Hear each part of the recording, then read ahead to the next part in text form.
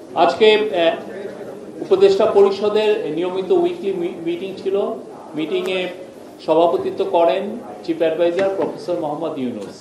আজকে অনেকগুলো খুবই ইম্পর্টেন্ট বাংলাদেশের সামনের দিনগুলোর জন্য খুবই ইম্পর্টেন্ট পাস হয়েছে। সেই গুলোর উপরে ডক্টর আসিফ নজরুলের আনফরচুনেট থাকবেন না, তো আমাদের সাথে আছেন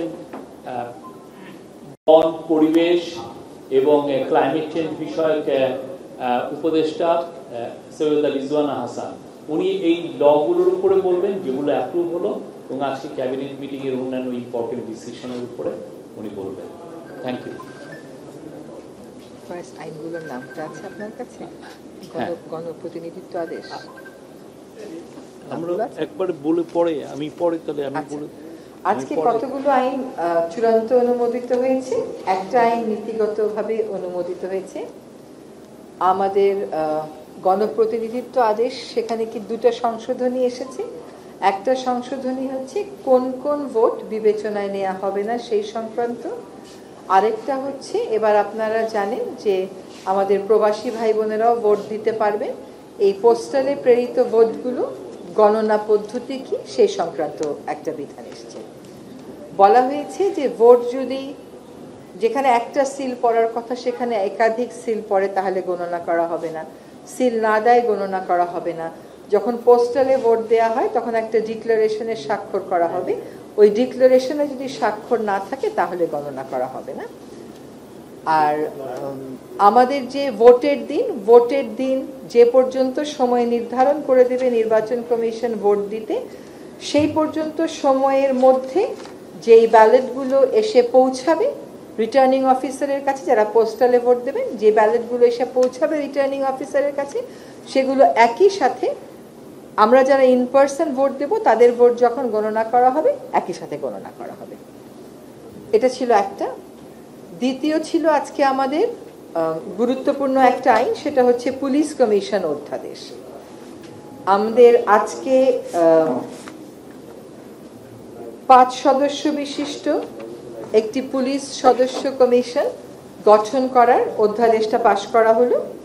এই কমিশনের প্রধান থাকবেন প্রাপ্ত বিচারক, জেলা ম্যাজিস্ট্রেট হিসেবে কাজ করেছেন এই রকম গ্রেড 1 এর নিচে না এরকম কোনো সরকারি কর্মকর্তা, অতিরিক্ত পুলিশ মহাপরিদর্শক গ্রেড 1 এর নিচে নন এমন কোনো অবসরপ্রাপ্ত কর্মকর্তা, কোনো বিশ্ববিদ্যালয়ের অধ্যাপক, তিনি কর্মরত হতে পারেন, অবসরপ্রাপ্ত হতে পারেন, মানবাধিকার এবং সুশাসন বিষয়ে কাজ করেছে, অন্তত 15 বছরের অভিজ্ঞতা আছে এমন একজন। তো এই পুলিশ কমিশন গঠনের আমাদের উদ্দেশ্যটা হচ্ছে পুলিশকে জনবান্ধব, জনমুখী করা।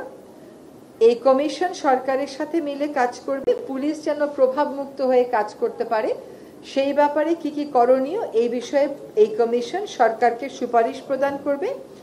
পুলিশ যাতে মানবাধিকার সংবেদনশীল হয় সে বিষয়ে পুলিশের আধুনিকায়ন কোথায় কোথায় দরকার, কি ধরনের প্রশিক্ষণ দরকার, এগুলোও তারা চিহ্নিত করবে। এই কমিশনের আরো দুটো গুরুত্বপূর্ণ কাজ হচ্ছে নাগরিক যে অভিযোগগুলো থাকবে পুলিশের ব্যাপারে সেইগুলোর তদন্ত ও নিষ্পত্তি করা। 2, পেশাগত বিষয়ে পুলিশ সদস্যদের যদি কোনো অভিযোগ থাকে সেগুলোরও নিষ্পত্তি করা। তো এই হচ্ছে পুলিশ কমিশন অধ্যাদেশের মূল ফিচার।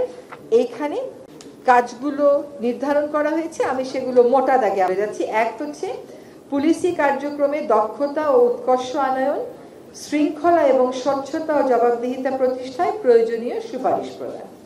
2, নাগরিকের অভিযোগ অনুসন্ধান ও নিষ্পত্তি, নিরসন। 4, পুলিশের সক্ষমতা বৃদ্ধি, তথ্য প্রযুক্তি, প্রশিক্ষণ, কল্যাণমূলক ব্যবস্থাপনা ইত্যাদি বিষয়ে কর্মপরিকল্পনা প্রণয়ন বা কর্মপরিকল্পনা প্রণয়নে সরকারকে সুপারিশ দেওয়া। আর পুলিশ সংক্রান্ত যে সমস্ত আইন নীতি গবেষণা করতে হবে এইগুলোর বিষয়েও সরকারকে সুপারিশ প্রদান করা। আজকে আরো দুটো আইন পাশ হয়েছে। একটা হচ্ছে আমাদের অনেকদিন যাবত অপেক্ষা করেছি আমরা, সেটা হচ্ছে বন ও বৃক্ষ সংরক্ষণ আইন 2025, আরেকটা হচ্ছে বন্যপ্রাণী সংরক্ষণ ও নিরাপত্তা অধ্যাদেশ 2025। বন ও বৃক্ষ সংরক্ষণ অধ্যাদেশ 2025-এর মূল ফিচারটা হচ্ছে 1927 সালের বন আইনে আসলে বন সংরক্ষণের কোনো বিধান নাই এবং বন বিভাগের দায়িত্ব কর্তব্য বলে কোনো কিছু নাই। এই অধ্যাদেশে বন বিভাগের দায়িত্ব কর্তব্য স্পেসিফাই করা হয়েছে এবং বন বিভাগ কিছু কাজ করে, যেমন বৃক্ষরোপণে পুরস্কার দেয়, এটার কোনো আইনি কাঠামো ছিল না, এটার একটা আইনি কাঠামো নিয়ে আসা হয়েছে। আর বলা হয়েছে যে সমস্ত বনভূমি অবক্ষয়িত, ডিগ্রেডেড, সেগুলোকে আবার ফিরিয়ে আনার জন্য বন বিভাগ কাজ করবে। এই কাজগুলো করার সময়, বন ব্যবস্থাপনা করার সময়, বনে যারা প্রথাগতভাবে থাকেন সেই ক্ষুদ্র নৃগোষ্ঠীর যে সমস্ত আইনি প্রথাগত সাংস্কৃতিক অধিকার আছে সেগুলোকেও স্বীকৃতি প্রদান করা হবে এবং সুরক্ষা প্রদান করা হবে। বন কোনোভাবেই উন্নয়ন পরিকল্পনায় নেওয়া যাবে না। কোনো কোনো ক্ষেত্রে সৃজিত বন অপরিহার্য জাতীয় প্রয়োজন হলে নিরপেক্ষ পরিবেশগত প্রভাব নিরূপণ সাপেক্ষে এবং ক্ষতিপূরণমূলক বনায়ন নিশ্চিত করা সাপেক্ষে এবং কোনো বন্যপ্রাণী বিপন্ন হবে না এ সমস্ত শর্ত সাপেক্ষে মন্ত্রিপরিষদ কর্তৃক অনুমোদিত হতে পারে। আর বন্যপ্রাণী আইনের যে মূল ফিচার সেটা আমি একটু বলে দিচ্ছি। সেটা হচ্ছে যে একটা সুখবর হচ্ছে আমাদের অর্থ বিভাগ এবং জনপ্রশাসন বিভাগ আমাদের বন্য প্রাণীর জন্য আলাদা একটা উইং গঠনের অনুমতি প্রদান করেছেন। আজকে আইনে সেই আলাদা উইংয়ের স্বীকৃতি দেওয়া হলো। এখানেও বন্যপ্রাণী রক্ষায় বন অধিদপ্তরের দায়িত্ব কর্তব্য কোনো আইনে ছিল না, এটা বলা হয়েছে। আরেকটা হচ্ছে বন্যপ্রাণী রক্ষায় একটা ট্রাস্ট ফান্ড গঠন করা হবে, সেই ট্রাস্ট ফান্ড গঠনের একটা স্বীকৃতি এসছে। আর নারী বিষয়ে কর্মক্ষেত্রে এবং শিক্ষা প্রতিষ্ঠানে নারী যদি যৌন হয়রানির শিকার হয় সেটার ব্যাপারে একটা অধ্যাদেশ এসেছিল, সেই অধ্যাদেশটার নীতিগত অনুমোদন হয়েছে। এখন পারিবারিক একটা ছিল, ওইটা ফিরে নেওয়া। আচ্ছা জি, এই যে শিক্ষাক্ষেত্র এবং কর্মক্ষেত্রে যে যৌন হয়রানিটা হয় এটার আইনটা ফাইনাল করবার জন্য কয়েকজন উপদেষ্টা মণ্ডলীর মধ্যে কয়েকজন উপদেষ্টা এবং ক্যাবিনেট সচিবকে নিয়ে একটা কমিটি করা হয়েছে। এই কমিটি যত দ্রুত সম্ভব এই আইনটাকে ফাইন টিউনিং করে উপদেষ্টা পরিষদে অনুমোদনের জন্য উপস্থাপন করবেন। হ্যালো, আরো কয়েকটা ল ছিল। আজকে খুবই ম্যারাথন মিটিং হয়েছে। সেগুলো হচ্ছে যে বাংলাদেশ হাওর জলাভূমি সংরক্ষণ অধ্যাদেশের বিষয়ে একটা ল ছিল, সেটা আজকে আর ডিসকাশন হয়নি, সামনের মিটিংয়ে এটা পেশ করা হবে। তারপরে বাংলাদেশ হাইটেক পার্ক কর্তৃপক্ষ সংশোধন অধ্যাদেশ 2025-এর এটা নীতিগত অনুমোদন হয়েছে, সেটার আরো কিছু নিউ ফিচার অ্যাড করতে হবে। সেই জন্য এটাকে আগামী মিটিং বা আগামী যে কোনো একটা মিটিং এটা আরো নতুন করে এটা সাবমিটেড হবে। আরেকটা বড় ল ছিল হচ্ছে বাণিজ্যিক আদালত অধ্যাদেশ 2025, এটার নীতিগত অনুমোদন হয়েছে, সেটা সামনের মিটিংয়ে আবার নতুন করে পেশ করা হবে। এটা সাবজেক্ট টু মানে ফার্দার ইনপুট কমার্স মিনিস্ট্রি এটার বিষয়ে আরো কিছু ইনপুট দিবে। এটার নতুন করে আর একটা এক ধরনের কনসালটেশন হবে। এটা খুবই যুগোপযোগী একটা ল এবং এটা করা হচ্ছে বাংলাদেশ ইনভেস্টমেন্ট ডেভেলপমেন্ট অথরিটি এটা চাচ্ছিল, বিকজ বাংলাদেশে যারা ফরেন ইনভেস্টর যারা কাজ করে তারা তাদের ইনভেস্টমেন্টের এক ধরনের প্রোটেকশন চান এবং অনেক ক্ষেত্রে অনেক আরবিট্রেশনেও যেতে চান অনেক বিষয়ে। তো সেই জন্য তাদেরকে তাদের ইনভেস্টমেন্টকে ফ্যাসিলিটেট করার জন্য, ইজিয়ার করার জন্য এই লটার চিন্তা ভাবনা করা হচ্ছে। এটা নীতিগত অনুমোদন হয়েছে, এটা সামনে। আর একটা বিষয় আপা বলবেন, সেটা হচ্ছে বাংলাদেশ বিল্ডিং রেগুলেটরি কর্তৃপক্ষ অধ্যাদেশ 2025-এর এটা নিয়ম, এটা প্রথমে আপনার চূড়ান্ত অনুমোদন হয়েছে, এই বিষয়ে আপা একটু বলবেন। এটা হচ্ছে একটা ন্যাশনাল রেগুলেটরি অথরিটি, যেটা বাংলাদেশ বিল্ডিং কোড যেটা আছে সেটার যথাযথ প্রতিপালনটা নিশ্চিত করবে। এটা সমগ্র বাংলাদেশে প্রযোজ্য হবে। এই যে আমরা ভূমিকম্পের একটা আশঙ্কার মধ্যে পড়েছি, এই কমিটি ওই আশঙ্কাকেও মোকাবেলার জন্য কি করতে হয় সেটা করবেন। এবং এই যে কমিশনটা হয়েছে, অথরিটিটা হয়েছে, এই অথরিটিটা আসলে পেশাজীবীদের সমন্বয়ে এবং সরকারি চাকরিজীবীদের সমন্বয়ে 25 বছরের অভিজ্ঞতা আছে এমন স্থপতি, পরিকল্পনাবিদ, প্রকৌশলী সমন্বয়ে গঠিত হবে এবং এটা বাংলাদেশের জন্য সেফ, এনভায়রনমেন্ট ফ্রেন্ডলি এবং গ্রিন বিল্ডিং কেমন করে করা যায় সেই কাজটা তদারকি করবেন। এই আইনের অধীনে প্যানেল অফ এজেন্সি সরকার স্বীকৃতি দেবে। সব কাজ তো এই অথরিটি করতে পারবে না, ওই বিশেষজ্ঞ সংস্থাগুলো যারা লাইসেন্সধারী হবে এই আইনের অধীনে তারা এই জিনিসটা আসলে মাঠ পর্যায়ে বাস্তবায়ন করবেন।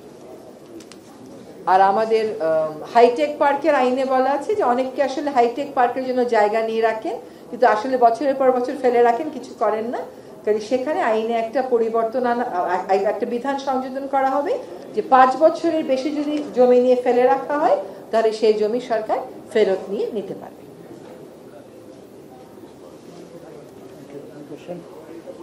Thank you. Any question?